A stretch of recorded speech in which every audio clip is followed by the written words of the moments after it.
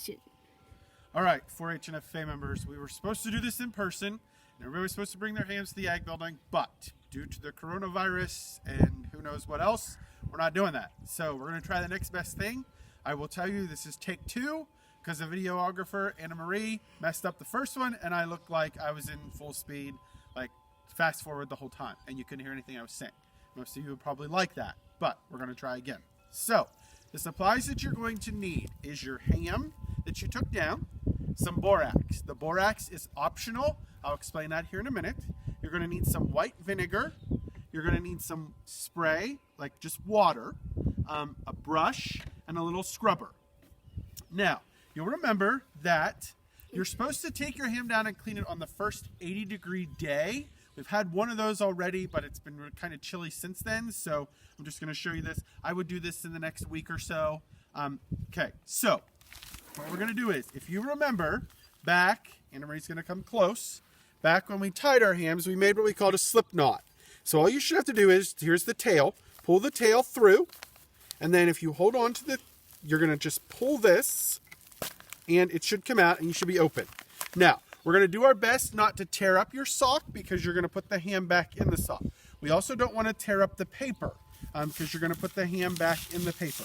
Okay, now, your paper might be really, really nasty. It might have mold on it. It might have like fly poop on it. That's okay. It might have black spots. It's all right, okay?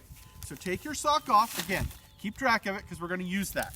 Now, you're going to unwrap your ham, okay? So, we're going to unwrap the ham. Now, some people are going to be like, oh, I want to take my ham and soak it in water. I would not recommend that, okay? So I'm going to take that paper away for right now. Okay, so what you're going to do is, there's going to be salt and pepper and stuff on your ham, okay? The first thing I do is take your brush and kind of do like a dry brush of it and try to get all of that off. I would really recommend you do this outside because it's going to make a mess. Your parents might not like it if you do this like in the kitchen, or otherwise you're going to have a huge mess. Try not to tear up a bunch of the meat when you're doing this, okay? So you want to be kind of gentle. You can use your finger. It might be kind of gross, but be gentle. We don't want to cut anything at this point or trim anything. We just want to get rid of the excess salt and pepper, okay? Now, what you can do is take your spray bottle, or if you want to do it another way, you can just kind of spritz it a little bit. Again, we don't want to soak it, and then we want to try to get as much of that salt and pepper off as we can, okay? You might do it a couple times in order to get it loosened up. That water should cause it to loosen up just a little. You just want to be careful that you don't dig into the meat and tear the meat up, okay?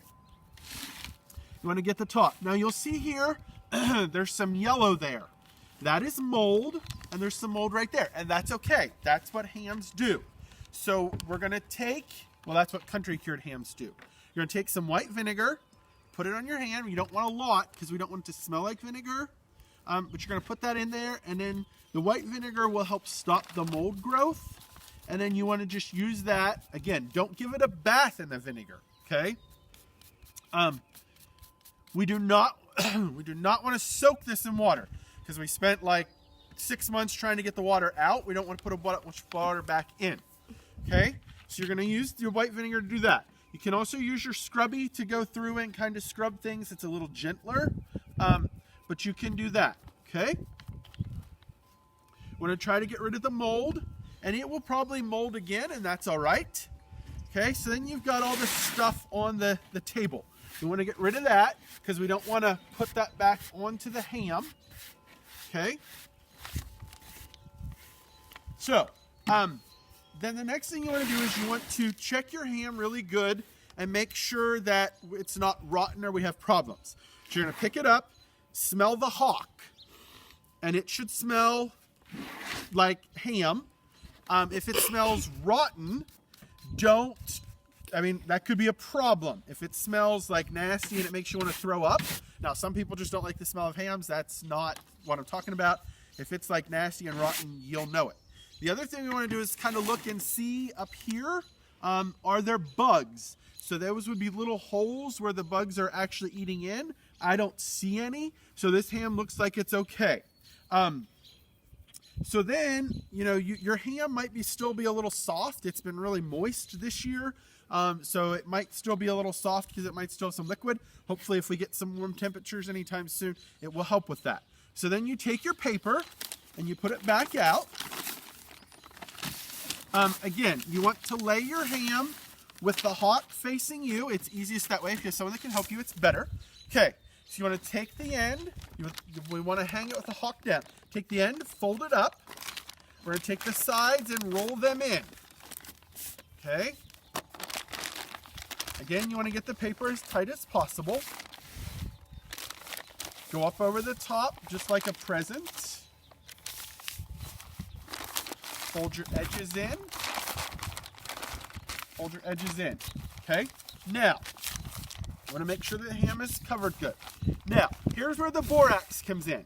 Notice I've wrapped the ham. I'm not putting the borax on the meat. Borax is not an approved product for food, but what the borax does is help keep flies and bugs away. So you just take and put some of that in there, in some of the crevices where it's not going to get into the ham. And fold this up over. The borax is just kind of a fly repellent. In insects, it helps keep the insects off.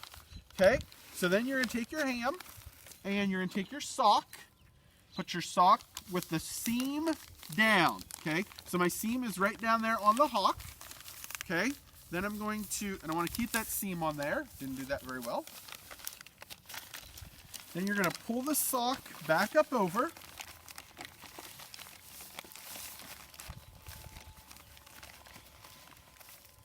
Okay. Again, we want to get the wrinkles out. Now, once you get that in there, you can put some more borax in the top if you want to. Again, the borax is optional. You do not have to use it. Some people will say do not use it. Some people say it's fine. You just can use it for a little bit of fly repellent. You can put some borax in the top. You don't need a lot. Just put it in the top there. But again, don't put it directly on the meat. We're just going to put it on the paper, okay? So then, again, Stetson's going to spin it for me.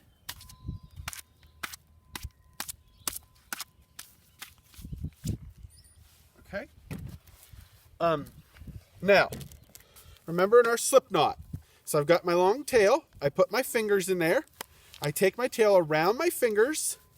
Then I go around the back side. And then I take it through there and make a loop. So then I pull it out on the other side. It's like a bow. Okay? And then I'm going to take it. I'm going to pull that tight. You want to keep that as tight as you can. Okay? We're going to hang it back with the hawk down. So then you're going to take your baler twine or whatever it is you use to tie it up with, and you're going to put that on there to tie up the ham. Okay? Then you're going to take it back to the barn, hang it, or the shed, or wherever you've got it hanging, put it back up, and we're going to leave it hang there till June. If you have any questions, you can contact the 4-H office, or you can contact me if you have questions or concerns. Thank you.